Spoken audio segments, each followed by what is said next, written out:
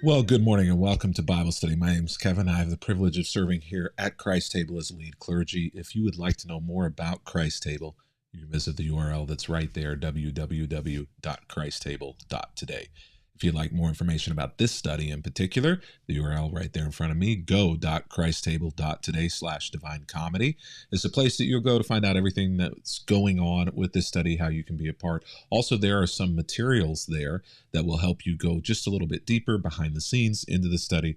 Absolutely free PDF there that you can download that will walk you along every single day of this study, give you some in-depth context information, as well as a few questions to help you work through some reflection as to how these teachings and moments with Jesus might apply to you and the world around you. Some really, really good stuff. Would encourage you to go ahead and check that out. If you would like a printed copy of that, then we also have printed copies of that PDF material there so that you can utilize that in order to help you walk through the study. All you have to do in order to get the printed copy is to click on Get the Box. That's there on the page. There's a button that says Get the Box, and that will give you information about getting a box full of materials that go along with this study. One other thing that I want to make sure that you are aware of, things falling around everywhere here, that I want to make sure that you're aware of is this book, Reconstruct Your Faith. This is a journey, my journey through the deconstruction and reconstruction of my faith. So if you're at the point where you are disconnected with the church or with Christianity, disillusioned, or have deep doubt, maybe not even sure if you want to continue on a journey with Jesus, then this book may well be right where you need to be. To find out more information about it, just go to that URL right there in front of me, drkevinyoung.com. So in this study, Divine Comedy, we are working through places in the New Testament, the Gospels specifically, where Jesus usually is saying something in his teaching that is either humorous, or that is witty, or that is sarcastic, or that is odd, or a few of these would have been just downright funny to his audience. And the truth of the matter is that there are a lot of these moments of wit and sarcasm and humor from Jesus. We don't perceive that, though, usually as being the type of way that Jesus would have communicated, because so much is lost in translation and we don't understand the metaphors and the things that they would have found funny, which are oftentimes far different than the things that we would have found funny. And sometimes it is a ha-ha guffaw laugh, and other times the humor just comes from the truth of the matter, or the awkwardness of the moment, or the situation, or a scenario that just was a little uncomfortable. And sometimes having a little discomfort in a teaching moment is humorous, if not effective. Today, we're going to talk about Matthew chapter 23, verses 13 through 15, where we're going to check in on Jesus there and have a conversation about hell's converts. I have to admit, I have a bit of an uneasy relationship with that word converts. Part of that really is just kind of because of my own history, having grown up in a very fundamentalist, legalistic, Bible-believing church that was of the type that Bible says it, I believe it, that settles it, was difficult because there also was a lot of energy and momentum behind this idea of converts. And in fact, as I'm thinking about it, this book right here talks kind of a lot about that history for me, and how you put that history of fundamentalism or legalism in context, and the ways in which it is helpful and the ways in which a lot of it is very unhelpful, really, to faith. And Jesus talks a lot about that as well. But that word convert, I have an uneasy relationship with that word, because I can remember that it was all about converts. It was all about converting people to our faith, not just to Christianity, but converting people to independent fundamental Baptist faith. And if that wasn't what people were converted to, then they weren't being converted to Christ. They were being converted to, well, to evil, to Satan, to hell, unless it was independent fundamental Baptists. Even other Baptists, Southern Baptists, were going to hell as far as our Baptist thinking was concerned. And so we wanted to convert everyone and baptize everyone into our version of Christianity. And I can remember oftentimes knocking on doors as a kid with an adult, with a parent.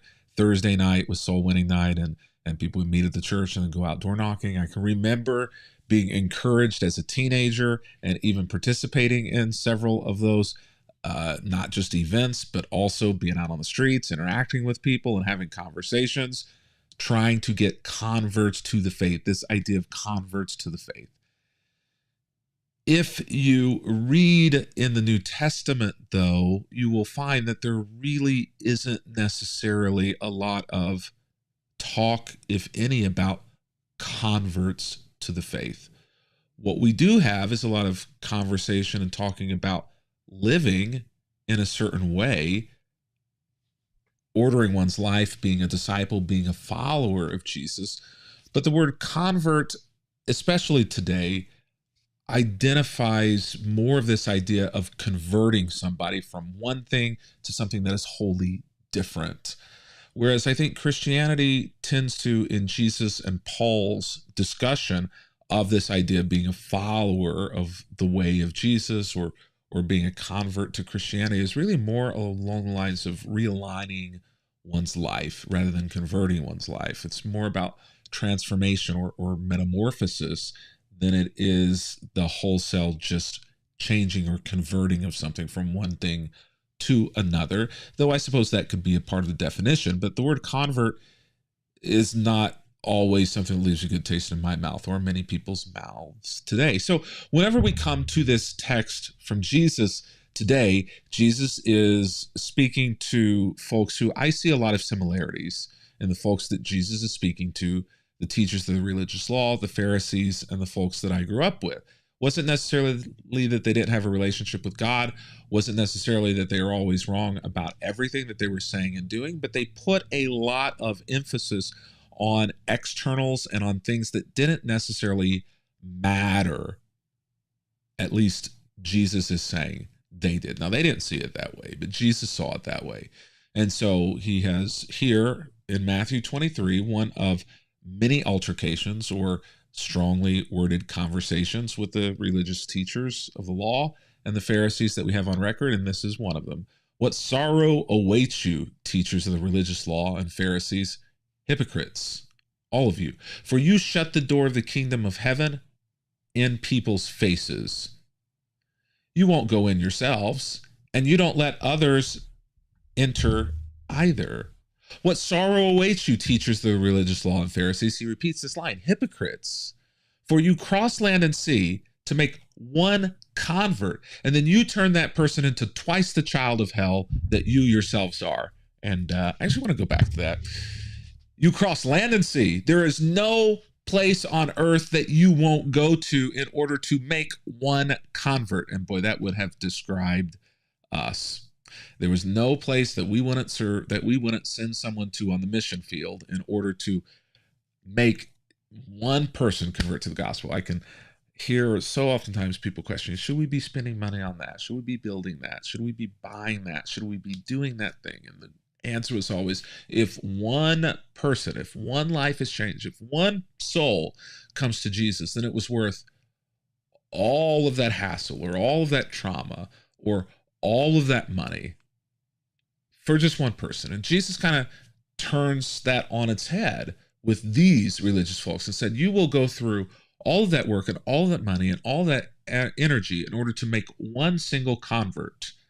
And then you will turn that person into twice the child of hell that you yourselves are. That is some strongly worded stuff right there. This term, child of hell, also translates to son of Gehenna. Gehenna is a word for hell, which is, or one of the words that translates into hell. There are actually like 4 that translate into hell in English, and all of them are different. All of them mean different things and mean different places, but this is one of them, and this is the primary one used by Jesus, Gehenna. Gehenna was actually a literal place. Gehenna was a valley that was likely used as a dump and previously as a place of sacrifice. In previous generations outside the city of Jerusalem, the Hinnom Valley, Gehenna, Jesus is referring to a very specific, real and literal place that people then could go and visit. Sometimes Jesus uses that metaphorically, and it sometimes can be very difficult, if not impossible, to know whether or not Jesus is using the word literally or using the word metaphorically, because there's so much time and so much that is lost in translation. But anytime Jesus calls them son of Gehenna, son of hell, like, this was a very common and well-known rabbinic phrase, and it's not a good one. Jesus says that you teachers, you Pharisees, you religious leaders, you will spend all this time and energy to make one convert, and then what you are actually converting those people to is a dumpster fire. Now, I kind of laugh at this because many of the folks who I grew up with spiritually, who on the outside were looking as best they could, as though they had it all together, as though they were a perfect model for spirituality, as though, they were the ones who were going to heaven and everybody else wasn't. On the inside, many of them were, you get to know them and you're like, these people are dumpster fires. The folks who on the outside over in the denomination down the road may not have it all together on the outside, but those folks, whenever I hang around with them, they're not given the dumpster fire. And this is what Jesus is essentially saying to the teacher of the religious law. You turn people into a son of Gehenna, hell, fire, fiery trash pit. You turn people into a trash pit on fire, into a dumpster fire whenever they convert to you. Woe to you. Shame on you. Guilt on you. You hypocrites. You profess one thing, and then whenever people get around you, they turn into something very different, which should be eye-opening to you, because you're not converting people to what you're saying. You're converting people to the way that you're living and treating things, and you don't understand that you too are a dumpster fire as well. So Jesus' criticism here would have paralleled debates that were ongoing in that time period in rabbinic literature about the quality versus the quantity of converts. And this was something that my home church and denomination of origin really probably could have been laid at their doorstep as well. It was all about the numbers. Anytime you'd have a church gathering, they'd be talking about the numbers. Anytime two pastors would get together, they would have a conversation about what the numbers were, what the bus numbers were, what the attendance numbers were, what the baptism numbers were, what the altar numbers were, what the number of folks who had been saved were, all trying to one up each other, all about the quantity of converts rather than the quality of converts. And as we talked about yesterday, Jesus actually cares a lot about the quantity. Remember yesterday and yesterday's study, if you haven't seen it, go back and watch it. Yesterday, Jesus says quality matters. If you're not going to be able to fully transform, if you're not going to be able to put the skin and the game and the intentionality into it that needs to be done in order for you to truly follow and make these changes, then don't start. Count the cost before you start, and make sure that you're willing and able to pay the cost. Because in discipleship and following Jesus, it's not the number of people who are on the path that Jesus cares about. It's what's going on inside of them.